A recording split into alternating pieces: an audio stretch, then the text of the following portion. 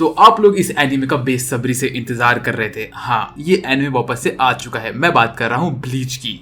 तो आज हम वापस से ब्लीच कवर कर रहे हैं, तो बैठ जाइए और देखते हैं अब इस बार क्या होने वाला है। लास्ट टाइम हमने देखा था कि हमारा जो इचिगो होता है मेन कैरेक्टर, वो लड़ रहा होता है ब्याकुया से, और ब्याकुया के सामने आके उसको रोकती है हमारी कैट गर्ल, और कैट गर्ल कहती है कि वो इचिगो को ट्रेन करेगी और उसके बनकाई को बाहर निकालेगी। तो इचिगो अपने ट्रेनिंग सेशन में बैठा होता है और वो बनकाई निकालने की कोशिश कर रहा होता है, जिसमें उसकी मदद कर रहा होता है ज़ांगित्सु, उसके अंदर का ये वाला इंसान। अभी इसका नाम ज़ांगित्सु है कि नहीं वो मुझे नहीं पता, लेकिन इसने कहा था कि इसका नाम ज़ांगित्सु है। तो यहाँ पे इचिगो अपनी ट्रेनिंग कर रहा होता है। तो अब देखते हैं आगे क्या होता है स्टोरी में। वेल, हमें अगले सीन में दिखाते हैं कि यहाँ पे आइजन की जो बेस्ट मेड होती है, मेड मतलब कि उसकी जो सेकंड इन कमांड होती है, वो ऐसे ही एक जेल के सेल में बैठी होती है और वो आइजन के बारे में सोच रही होती है। उसके दिमाग में हमेशा आइजन ही आ रहा होता है कि कैसे आइजन मर गया और आइजन की क्या इच्छा थी। फिर हमें अगले सीन में के लोग दिखाते हैं फ्लैशबैक, जहाँ पे एक लड़की अपने छोटे भाई शीरो के टकले को सहला रही होती है और बोलती है कि आज से मैं सोल रिपर बनने वाली हूँ और मैं उसके स्कूल में ट्रेनिंग करने जा रही हूँ, तो तुम तुम्हारे वेकेशन पे आराम करना। ऐसा बोल के वो यहाँ से निकलता। तभी हमें ये मालूम पड़ता है कि इस लड़की का नाम असल में मोमो होता है, और ये मोमो कोई और नहीं, ये वही लड़की है जो कि आइजन के अंडर काम करती है। फिर हमें अगले सीन में दिखाते हैं यहाँ पे एक ब्लॉन्ड बॉय होता है जो कि अपने फादर एंड मदर के ग्रेव पे अपना हाथ जोड़ने के लिए और अपना रिस्पेक्ट पे करने के लिए आया होता है। ये इन्हें रिस्पेक्ट पे करके आगे निकलता है। तभी हमें दिखाते हैं कि रुकिया और हमारा रेंजी, ये दोनों भाग भाग के जा रहे होते हैं इनके स्कूल में, और ये लोग अपना मस्तीबाजी करते करते जा रहे होते हैं और इनके बीच में झगड़ा भी चल रहा होता है। फिर ये लोग अपने सोल रिपर एकेडमी में घुसते और यहाँ पे इनका वेलकम सेरेमनी चल रहा होता है। ये लोग एक एक करके अंदर जाते हैं, तो ये लोग देखते हैं यहाँ पे कितना बड़ा ये स्कूल होता है। ये सब देख के इनको बहुत शौक लगता है। ये लोग होते हैं क्लास 1 में, जहाँ पे इनका टीचर मिस्टर टकला बॉय आता है और बोलते हैं, ओए आज तुम लोग का पहला दिन और तुम सब लोग फ्रेशमैन हो, तुम्हारे बहुत सारे टेस्ट होंगे वगैरह वगैरह, हम तुम लोग को मल्टीपल स्क्वाड्स में डालेंगे, तो उसके लिए हम लोग तुम्हारे ऊपर ट्रेनिंग करने वाले हैं, ये होगा वो होगा। फिर क्लास 2 में हमें दिखाते हैं यहाँ पे और भी लोग होते हैं जो कि हल्के से एलीट नहीं होते, क्लास 1 के लोग एलीट होते हैं। वेल, फिर हमें अगले सीन में दिखाते हैं इन लोग का पहला टेस्ट हो रहा होता है, जहाँ पे एक एक करके लोग बच्चों को आगे लेके जाते हैं और इन लोग को अपने एनर्जी को चैनल करके अटैक करना होता है सामने वाले टारगेट पे। तो जो हमारी मोमो होती है वो अपने अंदर एनर्जी को चैनल करती है और वो अपना अटैक मारती है। तो उसका अटैक जैसे तैसे रेडी होके जाता है आगे और वो टारगेट को हल्का सा हिट करता है और टारगेट को ऊपर से डिस्ट्रॉय करता है। जो देख के बोलती है, अरे वाह, मैंने तो बहुत अच्छा किया। इतने में एक लड़की उसकी तारीफ करती, कहती कि मोमो तुमने बहुत अच्छा काम किया है, बाकी लोग का तो टारगेट तक पहुंचा भी नहीं। ये लोग यहाँ पे खुश होते हैं कि इतने में हमें दिखाते हैं ब्लॉन्डी बॉय ने लिटरली टारगेट को पूरी तरह से उड़ा दिया होता है, जो देख के सब लोग शॉक होते हैं। लोग बोलते हैं भाई इसने तो एकदम सेंटर मारा। फिर हमें अगले सीन में दिखाते हैं, ये सब देख के हमारे रंजी बोलते हैं कि ओए मैं इस ब्लॉन्ड बॉय को मेरे से आगे नहीं जाने दूंगा। अब ये आ गया था, बोलते अब मैं इसको दिखाऊंगा कि अब इसकी टक्कर किससे हो रही है।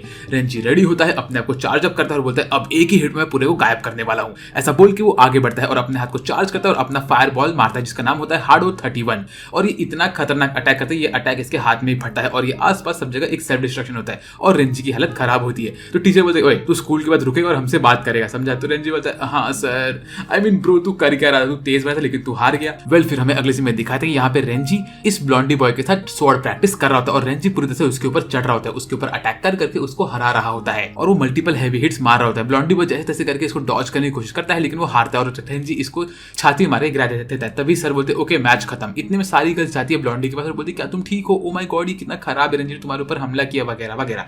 ये देख के रेंजी गुस्से में आगे निकलता है और वो एक पेड़ के नीचे रेस्ट कर रहा होता है कि तभी यहाँ पे ब्लॉन्डी आता है, बोलते ओह तो तुम रेंजी हो है ना, मुझे तुमसे कुछ बात करनी, तुमने बहुत अच्छा फाइट किया मुझसे और मैं तुम्हारे दोस्ती करना चाहता हूँ। तुम्हारे वजह से मैं इतना थक गया और मुझे मालूम है कि अभी कैसे काउंटर अटैक करते हैं। बाय द वे, अगर वीडियो मजा आ रहा है तो चैनल को सब्सक्राइब करना और मुझे कमेंट करके बताओ आपको और ऐसे ब्लीच वाले वीडियोस चाहिए। तो अभी बढ़ते हैं अपने वीडियो की तरफ। वेल, फिर इसके बाद रेंजी और तो हमारा ब्लॉन्डी बॉय यहाँ पे बातें करते हैं, जहाँ पे इनके बीच में दोस्ती हो जाती है। ब्लॉन्डी बॉय कहता है कि तुम यहाँ पे आए हो एक सोल रिपर बनने के लिए, मैं भी यहाँ पे इसी काम के लिए आया हूँ, मेरी फैमिली के बारे में ये है वो है, क्यों ना हम दोस्त बने, तुमसे मिलकर मुझे अच्छा लगा वगैरह वगैरह। ऐसी इनके बीच में बातें होती है और रेंजी बोलता है ठीक है, अभी तुम अगर अपना हैंडशेक करके मुझसे इंट्रोडक्शन कर रहे हो इसका ये मतलब तुम एक अच्छे फैमिली को बिलोंग करते हो, क्योंकि मैं जहां से वहां पे तो हम हैंडशेक नहीं करते। बाय द वे मेरा नाम रेंजी है। वेल, ऐसी इनकी दोस्ती होती है। इतने इन लोग को दिखता है कि लोग कुछ भाग भाग के जा रहे हो, तो ये लोग भी उनका पीछा करते और भाग के जाते, तो इनको दिखता है कि सामने आए होते हैं बहुत सारे सोल रिपर्स। स्क्वाड 13 के कैप्टन यहाँ पे आए होते हैं और उनको यहाँ पे देख के सब लोग भाग के जाते हैं उनको देखने के लिए, और ये कोई और नहीं, ये होते हैं आइजन और उनके जो लेफ्टिनेंट होते हैं वो होते हैं हमारा गिन। तो इनको यहाँ पे देख के सब लोग शॉक होते हैं और हमारी मोमो आइजन को देख के उनके प्यार में लगभग पागल ही हो चुकी होती है और आइजन भी मोमो को नोटिस करता है यहाँ पे। वेल, इसके बाद हमें अगले सीन में दिखाते हैं कि यहाँ पे मोमो अपने छोटे भाई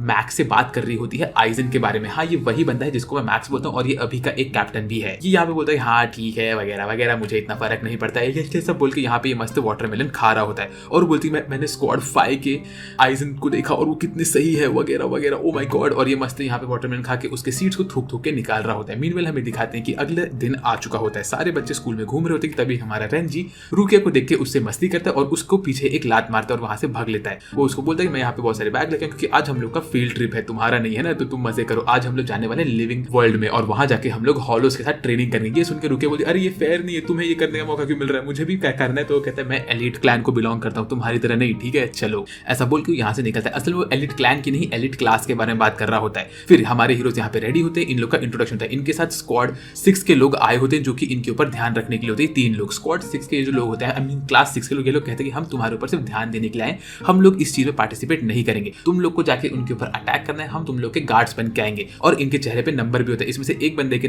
गाल पे नंबर होता है 69 वाला। तो ये देख के मुझे थोड़ी सी हंसी आई, नॉट गोना लाई, भाई 69 नंबर क्यों रखा है इसने। और यहाँ पे हमारे हीरोज इनके बारे में बात करो तो वो कहते तुम्हें हम लोग टीम्स में ब्रेक करेंगे और तुम्हें अपनी टीम में रहना है। तभी हमें दिखता है कि हमारा ब्लॉन्डी बॉय, रेंजी और मोमो ये तीनों एक सेम टीम में होते हैं। ये लोग रेडी होते हैं इनके काम के। ये लोग बोलते हैं अभी हम लिविंग वर्ल्ड में जाने वाले, तुम लोग हमारे साथ में रहना, हम यहाँ पे से निकल रहे हैं। ऐसे बोल के लोग गेट खोलते हैं, लोग पहुंच जाते हैं पानी के बीचों बीच, जहाँ पे इन लोगों ने एक बैरियर बना के रखा होता है। इसके अंदर जो भी हॉलोस स्पॉन होने वाले हैं वो सब इनके अपने खुद के हॉलोस है जिनको इन लोगों ने टेम किया, तो इन लोग से इनको कोई खतरा नहीं होना चाहिए। यहाँ पे इनकी गार्ड टीम होती है जो कि इनके ऊपर गार्डिंग कर रही होती है। मीनवाइल यहाँ पे एक इनविजिबल बड़े बड़े हॉलोस आते हैं और बड़ा सा हॉलो इनको देख रहा होता है। हमें अगले सीन में दिखाते हैं यहाँ पे मस्त आउटब्रेक होता है, हर जगह से हॉलो निकलते हैं। तो हमारे हीरोज एक एक करके उनके ऊपर हमला करते हैं और उनको मारते मारते आगे बढ़ रहे होते हैं। कोई मैजिक अटैक यूज करता है, कोई अपना स्वॉर्ड यूज करता है, लेकिन लोग कैसे भी करके इन सब हॉलो को मारते हैं। हमारी मोमो जो होती है उससे एक हॉलो छूट जाता है तो उसको मारता है हमारा ब्लॉन्डी बॉय। ये लोग मस्त मजे से हॉलो को मार के अपनी ट्रेनिंग यहाँ पे कर रहे होते हैं। तो जैसे इनकी ट्रेनिंग चल रही होती है तो ये लोग मिलकर बोलते हैं अरे हम लोगों ने बहुत अच्छा काम किया वगैरह वगैरह, चलो आज के लिए आई थिंक इतना काम काफी है। तभी मोमो को नोटिस होता है कि उसके आसपास कोई तो है, तो ये लोग पूछते हैं मोमो क्या हुआ, तो वो बोलते कुछ नहीं, ऐसे बोल के वो आगे चलती है इनके साथ। फिर हमें दिखाते सारे के सारे मेंबर्स यहाँ पे आ चुके होते हैं और स्क्वाड 6 के लोग कहते हैं कि सुनो अब हमारा टाइम हो चुका है, हम यहाँ से निकलते हैं, गार्ड टीम तुम पोर्टल खोल सकते हो। तभी उनको ये मालूम पड़ता है कि जो गार्ड टीम के लोग होते हैं वो लोग कुछ रिप्लाई नहीं करते। हमें दिखाता है कि जो गार्ड टीम के लोग हैं वो लोग का हाथ वाट कट चुका है और वो लोग खत्म हो गए हैं। तभी जो हमारा 69 बॉय होता है वो पीछे घूम के देखता है तो उसको दिखता है कि यहाँ पे रियल बिग हॉलोस आ चुके जो कि हॉस्टाइल है। इसको यहाँ पे देख के लोग टेंशन में आते हैं। तभी हमारे हीरो से भाग के जाते हैं तो उनको दिखता है बड़ा सा एक हॉलो आया जो कि इन लोग के ऊपर हमला करता है और वो यहाँ पे हमारी जो स्क्वाड 6 की गर्ल होती है उसको मार के खत्म कर चुका होता है। तो हमारा 69 बॉय गुस्से में आगे बढ़ता है और उसके साथ ये टकलू बॉय भी चाहता है कि लोग आगे बढ़ते हैं, ये लोग हमला करते हैं, लेकिन ये हॉलो उसको भी मार देता है। इसके बाद हमारा 69 बॉय बोलता है तुम यहाँ से भागो, रीइंफोर्समेंट को बुलाओ, ये एक रियल हॉलो है। इसको यहाँ पे देख के हमारा जो ब्लॉन्डी बॉय होता है वो शॉक होकर खड़ा होता है और रेंजी भी यहाँ पे टेंशन में भागने लगता है। तभी हमें ये दिखाते हैं कि हमारी जो मोमो होती है वो कहीं पे कुछ देख रही होती है। इतने में जो ये रियल हॉलो होता है वो इसके ऊपर एक फ्लैश वाला अटैक मारता है। मोमो इसको दूर से देखते हुए बोलती है अब मैं करूँ तो करूँ क्या, सब लोग यहाँ से भाग क्यों रहे हैं, हम लोग का तो काम है ना कि हम लोग को हॉलोस को मारना है। तो ब्लॉन्डी बॉय बोलता है कि मोमो तुम भी चलो यहाँ से। तो वो कहती है नहीं हम नहीं जा सकते क्योंकि वो क्लास 6 के 2 लोग हमारे आंखों के सामने मर चुके हैं, उसको कौन बचाए, वो हमारे लड़ रहा है। 69 बॉय की बहुत हालत खराब हो चुकी होती है, उसको अच्छे से दिख भी नहीं रहा होता कि हॉलो कहाँ पे। हॉलो उसके ऊपर एक फ्लैश वो मारता है, 69 बॉय जैसे तैसे करके डॉज करके भागता है और वो अपने स्वॉर्ड से इस पे हमला करता है, लेकिन ये हॉलो उसके अटैक को डॉज करके रोकता है और फिर उसके ऊपर हमला करने के लिए आगे बढ़ता है। इतने में हमारी रेंजी और ब्लॉन्डी बॉय बीच में आते हैं और बोलते हैं सर हमने आपके ऑर्डर्स को फॉलो नहीं किया लेकिन हमको आपकी जान बचानी, प्लीज आप इस एक चीज को ओवरलुक करिए और हमें आपकी जान बचाने में हेल्प करिए। तो वो कहता है ठीक है। इस करके लोग इस हॉलो के अटैक को रोकते हैं और मोमो यहाँ पे खड़े होकर अपना एक बैरियर बनाती है। ये लोग मिलकर अपना एक मैजिक अटैक को कास्ट करते हैं और एक साथ इस हॉलो के ऊपर अटैक मारते हैं हार्डो 31, जिसके वजह से ये हॉलो को अटैक पड़ता है और हॉलो थोड़ा टाइम के लिए ब्लाइंड हो जाता है। ये मौके फायदा उठा के लोग यहाँ से भागना शुरू करते हैं। लोग बोलते हैं इतना बड़ा हॉलो यहाँ पे कैसे है, वो कहता है मुझे नहीं पता कि इतना बड़ा हॉलो यहाँ पे हो सकता है, प्लस मुझे इसके स्पिरिचुअल प्रेशर के बारे में नहीं मालूम पड़ा। ये कहता है कुछ भी करो लेकिन सोल सोसाइटी को कॉन्टैक्ट करो, हमें उनका बैकअप की जरूरत है। ऐसे लोग यहाँ से भाग रहे थे कि लोग पहुंचते हैं बीच में, तभी इनको दिखता है कि इनके आसपास बहुत सारे रियल हॉलो स्पॉन होने लगते हैं और अब ये बोलते हैं भाई अब तो हमारा गुड गेम हो चुका है, हम इन सब हॉलो से सराउंड हो चुके हैं और अब हम इनका कुछ नहीं बिगाड़ पाएंगे। ये सारे के सारे हॉलोस हंसते हंसते हमारे हीरोज के पास आ रहे होते हैं उन पे हमला करने के लिए। ब्लॉन्डी बॉय, 69 बॉय, रेंजी और मोमो ये लोग सब टेंशन में होते हैं, इनको लगता है ये लोग खत्म होने वाले हैं। तभी इनको सब हॉलोस दिखते हैं और ये लोग बोलते हैं गुड गेम भाई, लगता है हम मरने वाले हैं। लेकिन इतने में एक हॉलो बीच में से कट जाता है क्योंकि इनके ऊपर हमला किया होता है हमारे रियल बॉयज ने। अभी सोल सोसाइटी की टीम आ चुकी है, स्क्वाड 5 का कैप्टन आइजन यहाँ पे आ चुका है। आइजन को यहाँ पे देख के लोग खुश होते हैं और उनके साथ में होता है गिन इचिमारू। ये लोग को यहाँ पे देख के लोग खुश होते हैं और आइजन यहाँ पे आके मोमो के टकले पे हाथ रख के बोलते तुमने अच्छा काम किया कि तुमने हम लोग को कांटेक्ट किया, अब हम लोग संभालेंगे इनको। ऐसे बोल के गिन और आइजन आगे बढ़ते हैं, लोग एक एक अटैक में इनको मारना स्टार्ट करते हैं। ये सीन बहुत बैड होता है कि लिटरली एक सिंगल अटैक में 10-12 हॉलो को मारता है और आइजन भी सेम काम करता है कि लोग एक एक करके सब हॉलो खत्म करते हैं। और जो बिग बॉय हॉलो होता है वो हमारे आइजन पे पंच करता है, लेकिन आइजन उसके अटैक को रोक के वहीं पे अपने हाथ से उसको खत्म करता है और बोलता है अब तुम लोग सेफ हो। ऐसा बोल के आइजन स्माइल करता है और मोमो तो भाई आइजन के प्यारे पागल हो चुके हैं। वो बोलते हैं कैप्टन आइजन आप बहुत ही अच्छे हो। वेल इसी के साथ साथ हमें अगले सीन में दिखाते हैं कि फ्लैशबैक खत्म होता है और हमारी मोमो जो अभी इस वक्त जेल में बंद होती है वो आइजन के बारे में सोच रही होती है। वो बोलती है कि गार्ड को, गार्ड प्लीज मेरी बात सुनो। जैसे ही गार्ड पीछे घूमता है वैसे ही वो एक ब्लैक फेदर वाला अटैक करती है और गार्ड इसके अटैक को देख के यहीं पे बेहोश होकर गिर जाता है। फिर मोमो बोलती है कि मैं कैसे भी करके जाऊंगी सर आइजन का बदला लेने के लिए। ऐसे बोल के मोमो आगे बढ़ती है। वेल फिर हमें अगले सीन में दिखाते हैं कि मोमो यहाँ से भाग भाग के जा रही होती है। वो कहती है कि उसने जब लेटर पढ़ा तो उसको शौक लगा कि ये सब क्या हुआ। लेटर में लिखा था कि आइजन सिर्फ मोमो को ट्रस्ट करता है, ये जानने के लिए कि वो जो मेन बंदा है या बंदी है जिसने आइजन के ऊपर हमला किया है वो कौन है। तो हमारी मोमो बोलती है वो कैसे भी करके आइजन को मारने वाले बंदे को पकड़ के रहेगी और उसको मार के रहेगी। ऐसे बोल के इसके आंखों से आंसू निकलते हैं। तभी हमें अगले सीन में दिखाते हैं कि एक रेगिस्तान वाले इलाके में हमारी ये जो रायगोकू वाली गर्ल होती है वो ऐसी पड़ी होती है अपने बचपन वाले फॉर्म में। तो उसके सामने यहाँ पे एक बंदा आता है, वो उसको एक ब्रेड खिलाता है। ये कोई और नहीं, ये गिन होता है। गिन उसको ब्रेड खिला के बोलता है कि अगर तुम बात कर सकती हो इसका ये मतलब है कि तुम जिंदा हो। तभी हमें दिखाते हैं वो अपनी नींद से उठती है और वो असल में अपने ऑफिस में सो रही होती है। तो ये देख के मैक्स बोलते हैं अच्छा अगर तुम्हारी नींद खुल चुकी है तो तुम यहाँ पे आओ, मेरा काम करने में हेल्प करो, ठीक है। मेरे पास अभी भी स्क्वाड 5 का पेपर बहुत बचा हुआ है। तो ये देख के रायगोकू बोलती है हाँ इतना सारा काम, वेल ये सब तुमने कैसे किया। तो वो कहता है अगर तुम सोती रहोगे तो ये सब काम मुझे ही करना पड़ेगा ना। वेल ये सब बोल के यहाँ पे बैठा होता है। तभी वो बोलता है कि नहीं एक काम करो, तुम जाओ अपने रूम में बैठो, मुझे कुछ काम याद आ रहा है। ऐसा बोल के वो यहाँ से निकलने वाला होता है। तभी रायगोकू कुछ तो सोच रही होती है अपने कैप्टन के बारे में, अपने क्लासमेट्स के बारे में, और ये लोग दोनों के दोनों गिन को सस्पेक्ट कर रहे होते हैं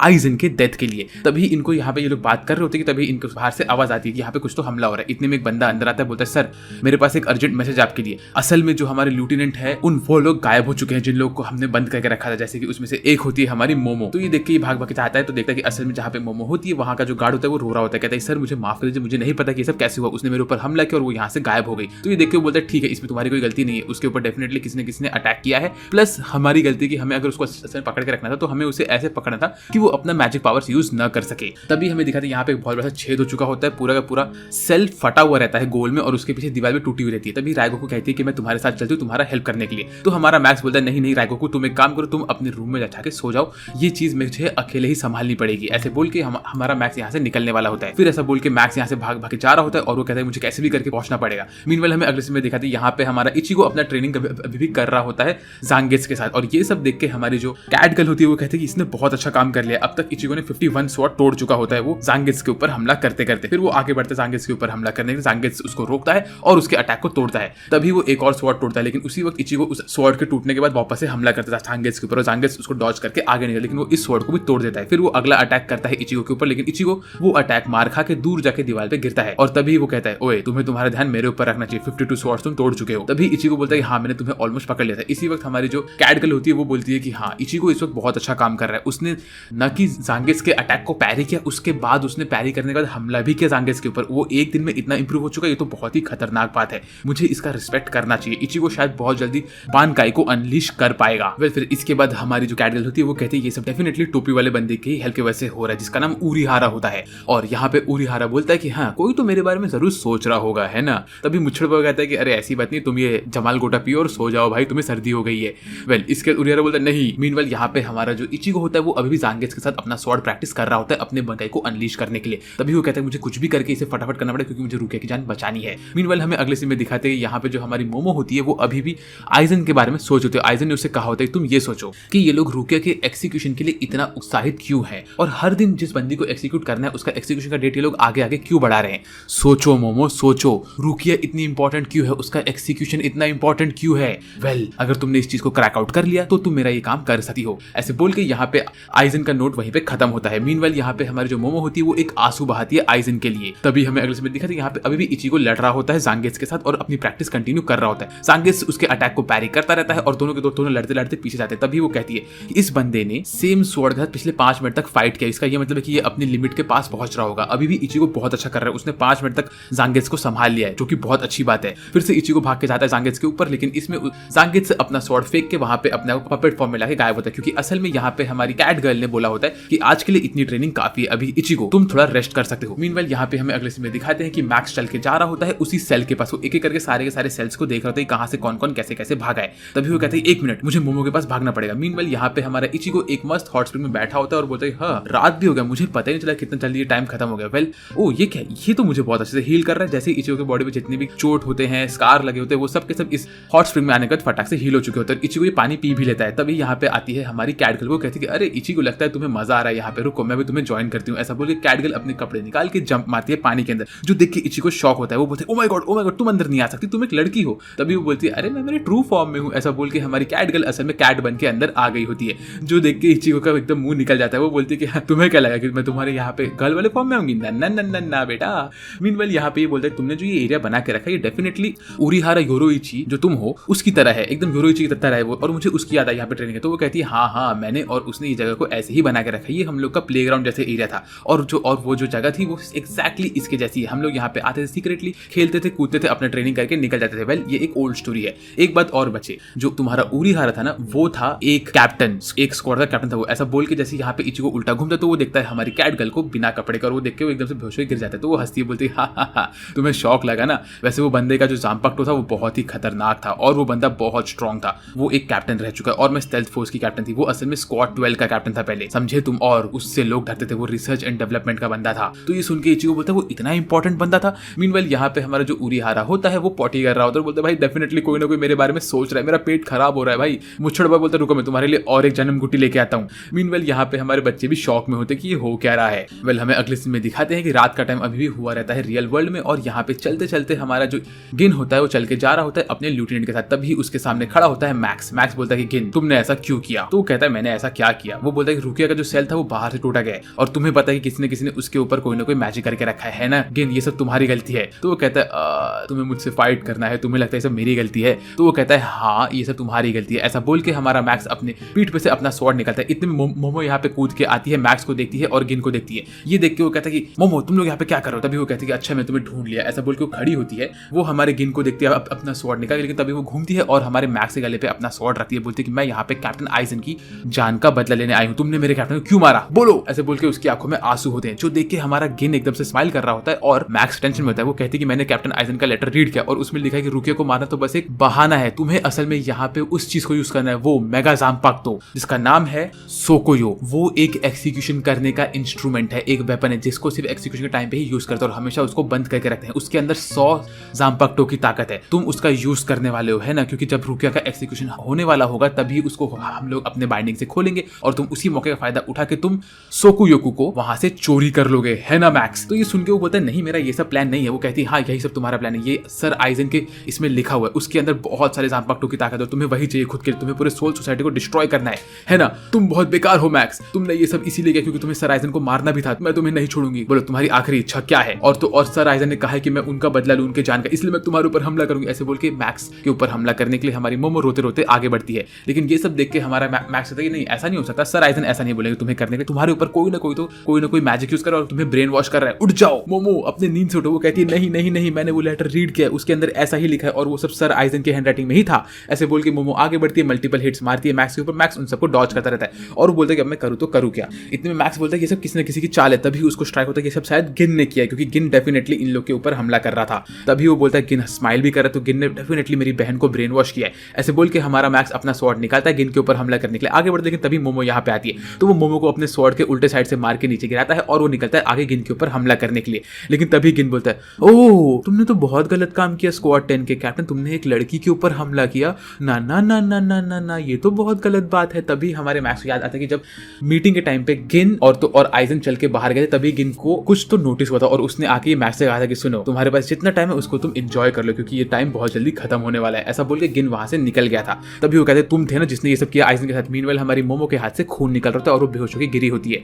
तभी गिन बोलता है कि ठीक है अब तुम और मैं फाइट करेंगे। इसके बाद मैक्स अपने एंग्री फॉर्म में आता है और वो खुद को रेज अप करता है, उसके आसपास से ऑरा निकलता है और गिन भी यहाँ पे रेडी होता है अपना स्वॉर्ड निकाल के फाइट करने के लिए। ये दोनों के दोनों अपने ऑरा को अनलीश करते हैं और आगे बढ़ते हैं एक दूसरे लड़ने के लिए और इनकी फाइट अब बहुत खतरनाक होने वाली है। इसके बाद हमें अगले सीन में दिखाते हैं कि हमारा जो मैक्स होता है वो कहता है कि गिन तुमने मेरी बहन मोमो के दिमाग को ब्रेन वॉश किया, उसके बाद तुमने उसे इतना अपने जाल में फंसा के रखा कि उसने स्वॉर्ड को इतना तेज पकड़ा कि उसके हाथ से खून निकल रहे हैं, उसके हाथ में छाले हो गए हैं। ये सब तुमने किया और तुमने उसके दिमाग में ये छवि भर दी कि आइजन को मैंने मरवाया था। मैंने तुमसे कहा था कि अगर तुम मेरी मोमो के ऊपर हाथ भी डालोगे तो मैं तुम्हें नहीं छोड़ूंगा और आज मैं तुम्हें नहीं छोड़ने वाला हूँ, समझे तुम गिन? तो गिन बोलता है कि तुम क्या बोल रहे हो, मुझे कुछ समझ नहीं आ रहा है। तो वो कहता है रुक जा। ऐसा बोल के वो अपना ऑरा बाहर निकालता है और अब गिन और मैक्स के बीच में फाइट होने जो कि देखने में बहुत मजा आएगा। अब हमारे दोनों के दोनों कैप्टन अपना स्वॉर्ड लेके रेडी होते हैं फाइट करने के लिए। तो क्या अब हमें इनके बीच की फाइट देख मिलने वाली है? मुझे नहीं पता, बट I'm pretty sure कि यही होने वाला है। ये देख के हमारा जो गिन होता है उसका लेफ्टिनेंट बोलता है क्या हमें फाइट करनी चाहिए? सर आप सही में फाइट करने वाले? तो गिन बोलता है तू पीछे बैठ। फिर हमारा मैक्स बोलता है ओ येलो बॉय अगर तू अपनी जान को जोखिम में नहीं डालना चाहता है तो तू यहाँ से 10 मीटर दूर निकल जा, क्योंकि मुझे पता है अगर तू यहाँ पे रहेगा तो गलती से तू मर सकता है और मैं अपने को बचाने के लिए अपने आप को होल्ड बैक नहीं कर करने वाला हूं क्योंकि मेरा दिमाग खराब है।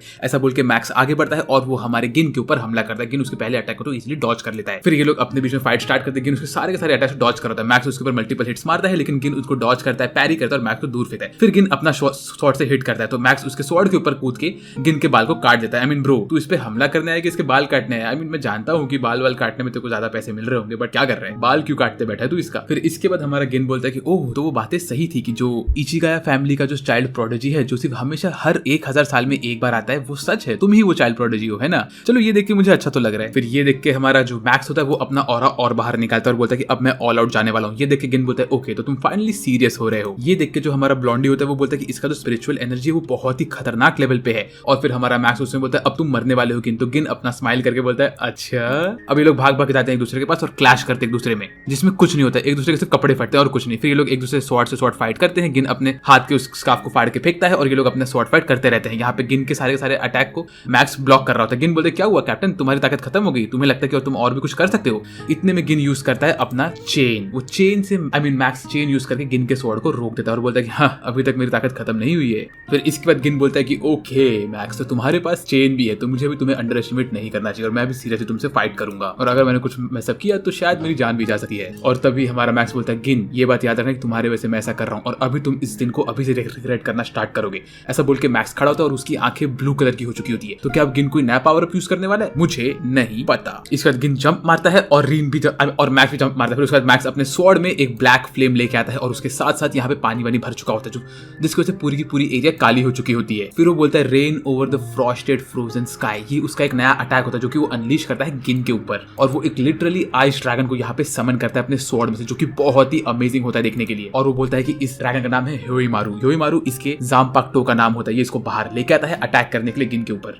ये हमारे कैप्टन मैक्स के जाम्पाक्टो का रिलीज फॉर्म होता है जो कि लिटरली वेदर को भी कंट्रोल कर सकता है, जो कि बहुत इंसेन होता है। ये देख के ब्लॉन्डी बॉय बोलता है कि ओ माय गॉड, अब क्या होगा, अब तो फाइट बहुत इंसेन होने वाली है, जो कि दिख रही है मुझे बहुत इंसेन ही चल रही है फाइट। अब ये ड्रैगन आगे बढ़ता है हमारे गिन के पास और गिन के ऊपर क्रैश होता है, लेकिन गिन इसके अटैक को डॉज करता है। मीनवाइल जो हमारा ब्लॉन्डी बॉय होता है वो जैसे तैसे करके जंप मार के यहाँ से निकलता है पानी के थ्रू, लेकिन उसकी बॉडी जमने लगती है। वो देख के ब्लॉन्डी बोलता है ओ माय गॉड, ये क्या हो रहा है, ये क्या हो रहा है, क्योंकि अभी तो हमारे ब्लॉन्डी बॉय की बॉडी जम रही होती है। इतने में हमारा जो गिन होता है वो जंप मार के इसके अटैक को डॉज करता है। फिर एक और ड्रैगन आता है, उस ड्रैगन को गिन अपने स्वॉर्ड से तोड़ता है और ड्रैगन को डिमिनिश कर देता है। लेकिन तभी जो हमारा मैक्स होता है वो यहाँ पे अपने चेन को यूज करके गिन के हाथ को फ्रीज करता है और उसके हाथ को पकड़ लेता है। और इस वक्त गिन फंस चुका है। तो क्या मैक्स गिन को मारने वाला है? और तभी गिन जिसके ऊपर मैक्स हमला करने वाला था वो यूज करता है पियर्सिंग फ्लैश शिंसो, और उसके बॉडी के अंदर से एक स्वॉर्ड बाहर निकलती है जो कि मैक्स को लगती है। और तभी वो स्वॉर्ड जिसको मैक्स ने डॉज किया होता है वो उड़ के जाता है मोमो के पास। तो मैक्स बोलता है नहीं, ऐसा नहीं होने दूंगा मैं। लेकिन तभी कोई आके स्वॉर्ड को रोकता है। ये कोई और नहीं, ये होती है हमारी राइगोकू, रंगीकू। आई मीन रंगीकू यहाँ पे आके बोलते हैं कि प्लीज मुझे माफ करिए सर, लेकिन मुझे यहाँ पे आना पड़ा इस फाइट को रोकने के लिए, आप लोग लड़ नहीं सकते। और तभी रंगीकू बोलते हैं कि कैप्टन इचिमारू प्लीज आप अपने स्वॉर्ड को नीचे रख दीजिए वरना हम दोनों आपसे फाइट करेंगे। तो ये देख के इचिमारू बोलता है हाँ ठीक है। बाय द वे गिन का नाम है गिन इचिमारू, तो मैं कभी उसको इचिमारू बोलूँ या कभी गिन बोलूँ, इसका एक ही मतलब है, मैं एक ही बंदे की बात कर रहा हूँ। तो गिन स्माइल करता है और अपने स्वॉर्ड को नीचे करता है। मीनवेल हमें अगले सीन में दिखाते हैं यहाँ पे हमारी कैट गर्ल ऐसी बैठी होती है और दूर देख रही होती है, बोलती है कि एक दिन और खत्म हो रहा है, क्या इचिगो अपना बनकाई रिलीज कर पाएगा 2 दिन के अंदर? वो कहते हैं कि इचिगो का कॉम्बैट टेक्निक तो बहुत अच्छा इंप्रूव हुआ लेकिन उसकी स्पिरिचुअल एनर्जी उतनी की उतनी ही है। फिर वो बोलती है कि जब वो यहाँ पे आई थी तो उसने अपना इन्फॉर्मेशन निकाला था कि जो रुकिया है उसको 25 डेज के अंदर एक्सिक्यूट करने वाले हैं, जिसमें से 21 डेज खत्म हो गए। और जिस तरह से हमारे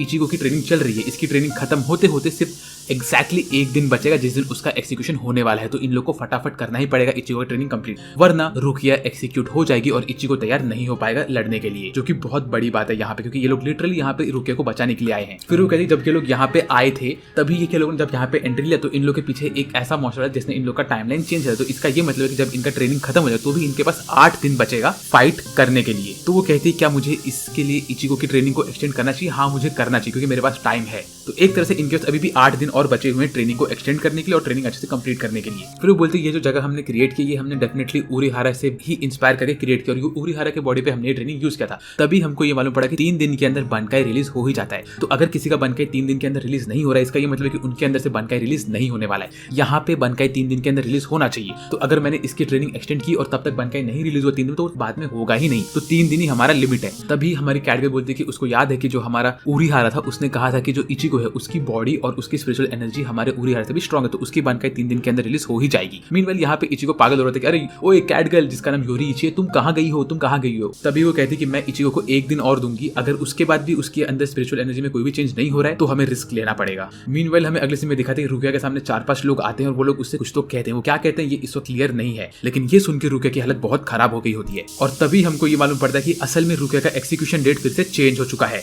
और उसका एक्सिक्यूशन होगा कल। इसका ये मतलब है कि हमारे हीरो के पास 8 दिन भी नहीं है, उनके पास एक ही दिन है, वो भी आज का। और अगर आज का आज बनकाई रिलीज नहीं हुआ तो रुकिया कल एक्सिक्यूट होने वाली है। तो क्या वो बच पाएगी? हमें फिर अगले सीन में दिखाते हैं कैसे यहाँ पे मोमो सो रही होती है बेड पर, उसका हीलिंग चल रहा होता है। तभी हमारा मैक्स बोलता है कि रानगी को थैंक यू सो मच कि तुम यहाँ पे आई, तुम्हारे वैसे मोमो बच गई, वरना मोमो नहीं बच पाती। फिर हमें अगले सीन में दिखाते हैं कैसे यहाँ पे हमारे गिन ने अपने स्वॉर्ड को पीछे ले लिया था रानगी के आने के बाद, और इसके बाद यहाँ से निकल लेता है गिन, और उसके बाद हमारा मैक्स जाता है रानगी को और तो और मोमो का ध्यान देने के लिए। मीनवाइल यहाँ पे हमारी रानगी को गिन के बारे में सोच होती है, कहती है कि तुम हमेशा मेरे सामने से ऐसे रैंडमली डिसअपीयर हो जाते हो, इस बार तुम कहाँ जा रहे हो। मीनवाइल यहाँ पे हमारा मैक्स सोच रहा होता है आइजन के लेटर के बारे में, कहता है कि मुझे ये जानना है कि उस लेटर में कितना चीज कैप्टन आइजन ने खुद लिखा था और कितना किसी और ने लिख के हमारी मोमो का दिमाग भड़काया था। वो सोचता है उस स्वॉर्ड के बारे में जिसकी वजह से पूरा सोल सोसाइटी डिस्ट्रॉय हो सकता है, क्या वो सच है? ये सब चीजों के बारे में हमारा मैक्स सोच रहा होता है। वो कहता है कि इसमें से क्या रियल है क्या गलत है मुझे कुछ नहीं पता। इसके बाद हमें अगले सीन में दिखाते हैं कि यहाँ पे हमारा मैक्स अभी भी सोच रहा होता है इन सब चीजों के बारे में। तभी यहाँ पे एक हेल बटरफ्लाई आती है जो कि एक मैसेज कैरी कर रही होती है। वो कहती है कि रुकिया का एक्सिक्यूशन 29 आवर्स में होने वाला है और ये अभी चेंज नहीं होगा, ये फाइनल है। ये सुन के मैक्स बोलता है ऐसा क्या हो रहा है, ये सब टाइमिंग में इतना चेंजेस क्यों हो रहा है, कुछ न कुछ तो दिक्कत है इसमें। तभी मैक्स आगे बढ़ता है एक्सिक्यूशन रोकने क्योंकि वो बोलता है चाहे कुछ भी हो जाए हमें ये वेपन की पावर रिलीज नहीं होने देना, तो हमें ये एक्सिक्यूशन रोक के रखना है, चलो रांगे को मेरे साथ। तो रांगे को लेके जाता है अपने साथ। फिर यही इन्फॉर्मेशन सबको मालूम पड़ता है कि रुकिया की एक्सिक्यूशन 29 आवर्स में होने वाली है। और ये सुन के हमारा गिन बहुत स्माइल करता है। आई मीन गिन हमेशा स्माइल करता रहता है भाई, बस रुकिया उदास रहती है इन्फॉर्मेशन सुन के। आई मीन ऑफ कोर्स भाई बहन की डेथ होने वाली है, वो क्यों ही खुश रहेगी। मीनवाइल हमें अगले में दिखाते हैं यहाँ पे इचिगो लड़ रहा होता है जांगेट्स के साथ और वो अपने स्पिरिचुअल एनर्जी को बाहर निकाल रहा होता है। मीनवाइल यहाँ पे जो हमारी कैट गर्ल होती है उसको फील होता है कोई ना कोई खतरनाक चीज इनके पास आ रही है, और तभी जो इनका एंट्रेंस का गेट होता है वो फूट जाता है और ये देख के इसको शॉक लगता है। बोलती है ये जगह के बारे में किसको मालूम पड़ा। और इतने में यहाँ पे रेंजी आता है और बोलता है कि मुझे लग ही रहा था कि तुम यहाँ पे अकेले बैठे कुछ ना कुछ ट्रेनिंग कर रहे हो, चलो ये ठीक है, तो ये तुम्हारे ज़ांपाक्टो का रियल फॉर्म है, तो तुम अपनी ट्रेनिंग कंटिन्यू कर रहे हो, है ना इचिगो? वेल मैं भी यहाँ पे उसी के लिए आया हूँ, शायद नहीं। वो कहता है कि मुझे भी तुम्हारे साथ ट्रेनिंग करनी है। यहाँ पे आने के बाद रेंजी कहता है कि हमारे पास टाइम बहुत कम है क्योंकि वो लोगों ने रुकिया का एक्सिक्यूशन 29 आवर्स में रखा है, तो इसलिए मैं यहाँ पे खुद का ट्रेनिंग करने के लिए आया हूँ ताकि मैं भी इस चीज में पार्टिसिपेट कर सकूँ, और मुझे एक शांत जगह की जरूरत थी। ये सुन के सबकी हवा टाइट होती है। वो कहता है कि मैं यहाँ पे प्रैक्टिस करने के लिए इसलिए आया ताकि मैं अपने आप को प्रैक्टिस करके रुकिया को बचा सकूं, क्योंकि मेरे करंट लेवल में मैं उसको बचा नहीं पाऊंगा। वो कहता है कि तुम इचिगो अपना ट्रेनिंग करते रहो, मैं तुम्हारी ट्रेनिंग में कुछ भी उंगली नहीं करूंगा क्योंकि मैं खुद की बनकाई को यहाँ पे रिलीज करने के लिए आया और मैंने उसको अब तक मैनिफेस्ट कर भी लिया है, तो मेरा बनकाई भी रिलीज हो सकता है यहाँ पे ट्रेनिंग करते करते। तो हम दोनों यहाँ पे एक ही मकसद के लिए आए हैं, अपने बनकाई को रिलीज करके रुकिया को बचाने के लिए। ऐसा बोल के हमारे रेंजी अपने बनकाई का मैनिफेस्टेशन दिखाता है। उसके स्वॉर्ड में एकदम हवा चल रही होती है जिसमें से एक ब्लास्ट निकलता है और उसका एप मंकी भी बाहर आता है, और इतने में इचिगो का एक और स्वॉर्ड टूट जाता है। और ये देख के कैट गर्ल बोलते हैं कि हमारे पास बहुत कम टाइम है, अब हम करें तो करें क्या। इचिगो फिर गुस्से में अपने स्वॉर्ड को अपने हाथ से तोड़ता है, बोलता है कि इन लोगों ने डेडलाइन चेंज कर दिया, तो अभी मुझे कैसे भी करके ट्रेनिंग करके रुकिया को बचाना है, मतलब बचाना है, हमारे पास और कोई ऑप्शन नहीं है। और ये सुन के इचिगो के आसपास से बहुत सारा ऑरा निकलता है और वो बोलता है कि ओ अब मैं गुस्से में हूँ। और ये देख के हमारी कैट गर्ल बोलती है कि इसका स्पिरिचुअल प्रेशर बहुत बढ़ रहा है, शायद से इचिगो अपना बनकर रिलीज कर पाएगा अभी। वेल इसके हमें अगले समय दिखाते हैं यहाँ पे हमें रुकिया अकेली लेटी होती है, बोलती है चलो कल वो दिन है जब मैं खत्म होने वाली हूँ, पर मैं चाहती हूँ कि इचिगो और बाकी सब लोग यहाँ से सेफली निकल जाए, आई होप सो ऐसा हो सके। तभी रुकिया बोलती है जब उसको ये मालूम पड़ा कि कल उसका एक्सिक्यूशन होने वाला तो भी वो इतनी सैड नहीं हुई, क्योंकि शायद से उसकी वजह से बिकॉज उसको जो ड्रीम आया था कल रात को, अब वो ड्रीम क्या था मुझे नहीं पता। फिर हमें अगले सीन में दिखाते कि एक जगह बारिश हो रही होती है और वहां पे रुकिया ने एक आदमी को पकड़े रखा होता है और वो आदमी खत्म हो चुका होता है। उसको रुकिया पकड़ के रो रही होती है, बोलती कायन तुम नहीं जा सकते, कायन तुम नहीं जा सकते। अब ये कायन कौन है और स्टोरी में भी क्या हो रहा है, ये सब जानने के लिए आप लोग को चैनल को सब्सक्राइब करना पड़ेगा और वीडियो को लाइक करना पड़ेगा, क्योंकि इसका नेक्स्ट पार्ट में बहुत जल्दी लेके आऊंगा। आज के मेरी तरफ से बस इतना ही। मेरा सास बेट और बात अगली वीडियो में, तब तक के लिए बाय बाय।